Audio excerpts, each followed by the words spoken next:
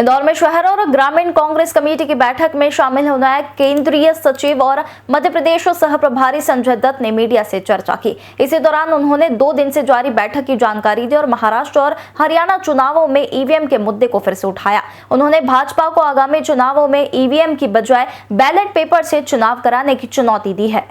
Akhil Bharatiya Congress committee के राष्ट्रीय सचिव और मध्य प्रदेश के शहर प्रभारी संजय दत्त 2 दिवसीय दौरे पर इंदौर पहुंचे। यहां उन्होंने इंदौर के सभी 9 विधानसभा क्षेत्रों में कार्यकर्ताओं से मुलाकात की और विधानसभा चुनावों पर चर्चा की। साथ ही उन्होंने चुनाव आयोग पर सवाल उठाए और महाराष्ट्र चुनाव के दौरान ईवीएम से जुड़ी अनियमितताओं पर अपनी चिंता जाहिर की। दत्त ने कहा कि चुनाव आयोग ने महाराष्ट्र चुनाव में 55% मतदान का दावा किया, लेकिन अंतिम गिनती में 76 लाख अतिरिक्त वोट डाले जाने की जानकारी सामने आई है। उन्होंने भाजपा पर आरोप लगाया कि भाजपा के नेता खुद ईवीएम हैक होने की बात स्वीकार कर चुके हैं। ऐसे में भाजपा को आगामी चुनाव बैलेट पेपर से कराने चाहिए।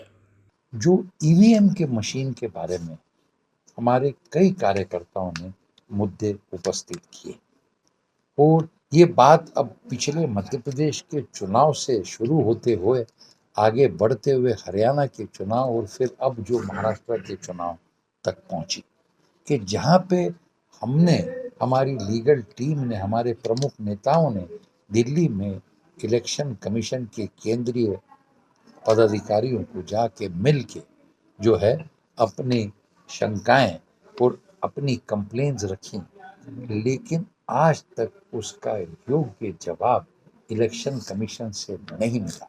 कि जो आज एक जनता में शंका पैदा हो गई कि अगर ये फेयर लेवल प्लेइंग फील्ड नहीं है तो फिर लोकतंत्र कैसे रहा। और इसमें हम बिल्कुल इस प्रक्रिया के ऊपर दोष रखने से हटके हम सिर्फ ये भूमिका रख रहे हैं कि अगर जनता के मन में ईवीएम के बारे में शंका है तो लोकतंत्र की प्रणाली को जो है ट्रांसपेरेंट और फ्री फेयर रखने के हेतु से आज बीजेपी सरकार को बैलेट पेपर से चुनाव कराने में क्या दिक्कत है, सवाल ये है। और अब तो सोशल मीडिया पे पुराना हमारे प्रधानमंत्री जी का, मोदी जी का वीडियो भी वायरल है जिसमें वो खुद मांग कर रहे हैं कि ईवीएम जो है मैनिपुलेट की जा सकती है और बैलेट पेपर से चुनाव। तो सवाल ये है कि अगर बीजेपी को इतना विश्वास है और कि भाई कोई ईवीएम में गलत प्रकार नहीं हो रहा तो एक चुनाव बैलेट पेपर का करा के दिखा ले। अगर वो जीतेंगे तो हम नतमस्तक होंगे। लेकिन आज कांग्रेस पार्टी का नहीं, आज जनता के मन में ये शंका, हम तो सिर्फ उसकी आवाज बन के इस मुद्दे को रख रहे हैं।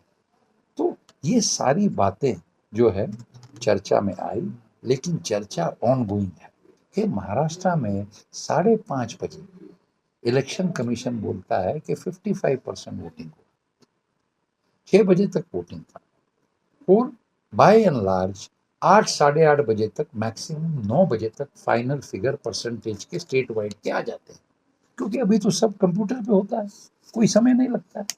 लेकिन 9 बजे तक नहीं आया, 9:30 तक नहीं आया, 10 बजे तक नहीं आया, 11 बजे, रात के 11:30 बजे इलेक्शन कमीशन ने डाला कि 55 नहीं 63% 0.2% वोटिंग और अगले दिन सुबह 65.6% के अराउंड उन्होंने वोटिंग के आंकड़े डिक्लेयर किए।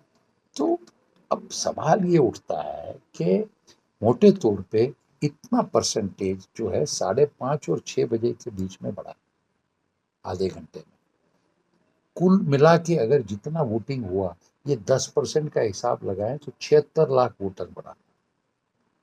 तो हमारे प्रदेश अध्यक्ष आदरणीय नाना पटोले जी ने प्रेस कॉन्फ्रेंस की, उसमें ये मुद्दा रखा कि एक साधारण, आप भी वोटर हैं, आप भी वोट करते हैं, जब हम जाते हैं ईवीएम में वोट करने तो पहले हमारी शाई लगाई जाती है, शाई लगाने के बाद हमें परमिशन दी जाती है अंदर जाने की।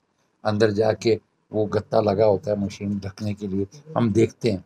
आजकल तो हर कॉन्स्टिट्यूंसी में 20-25 उम्मीदवार होते हैं, तो हम ढूंढते हैं और जिज्ञासा होती है, इसलिए हमको जिधर वोट करना है उसको देखने के बाद बाकी कौन कौन खड़ा है, उनका क्या चिन्ह है, वो भी देखते हैं। और फिर जहां चाहिए अपना बटन दबाते हैं। तो उस प्रक्रिया को 3 से 4 मिनट लगते हैं, कई बार 5 मिनट लगते हैं। आप अपना अनुभव याद करिए। तो अगर 3 से 5 मिनट लगे तो ये आधे घंटे में 76 लाख वोटर बढ़ गए। आप ठीक है, हमने बात मान ली कि जो भी क्यू में खड़ा होगा 6 के पहले उसका वोट देना पड़ेगा, लेकिन इसका मतलब ये है कि कम से कम 2-3 किलोमीटर की लाइनें बूथ के पार लगी होंगी। तो इलेक्शन कमीशन तो हर चीज को वीडियो रिकॉर्ड करता है, फोटो लेता है, तो दिखा दे किसी बूथ का कि जहां 2 किलोमीटर की लाइन लगी, हम मान लेंगे। नहीं रिकॉर्ड दिखाया। और कई बूथों में जो है जितने वोट पड़े उससे ज्यादा गिने गए, उसका जवाब नहीं इलेक्शन कमीशन देता। हरियाणा के चुनाव में, महाराष्ट्र के चुनाव में एक नई बात सामने आ गई।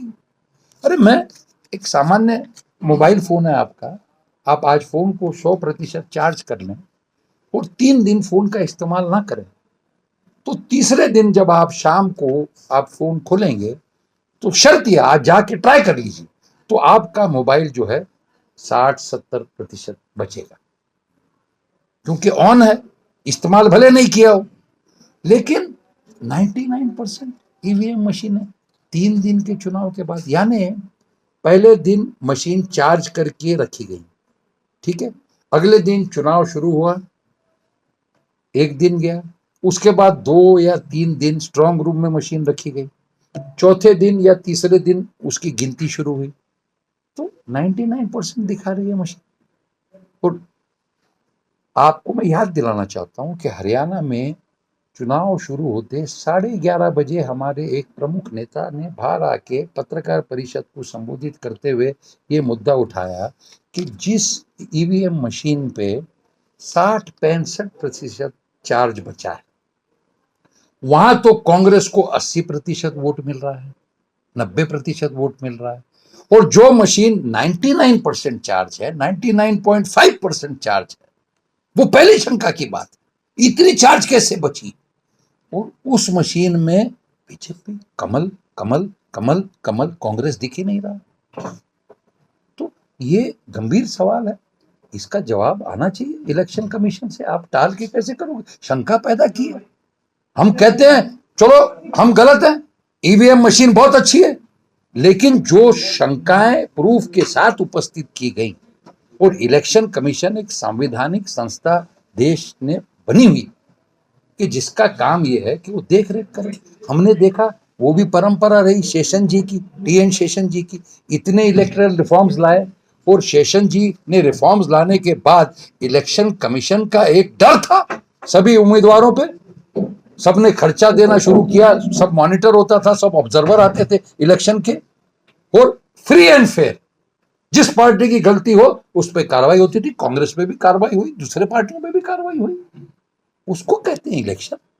लेकिन आज हम जो करें, हम जो कंप्लेन करें, उस पर निर्णय ही नहीं। और गलत से गलत कदम अगर भारतीय जनता पार्टी उठाती है, जो कोड ऑफ कंडक्ट में बैठता नहीं है, उसके बारे में कोई शिकायत करें तो हथकंडा, हमें 15 दिन का समय दे दो जवाब देने के लिए। 15 दिन तक तो चुनाव समाप्त हो जाता था, और फिर उसके बाद कोई पूछने वाला नहीं। यानी जिस चीज को गलत करके डैमेज करना, वो करती सारी बातें हैं। आज इन बातों के विषय में जो निश्चित रूप से हमारी अपेक्षा है कि इन बातों का जवाब इलेक्शन कमीशन से आए। अगर जनता के मन का शक दूर हो जाए तो हमें क्या चिंता है।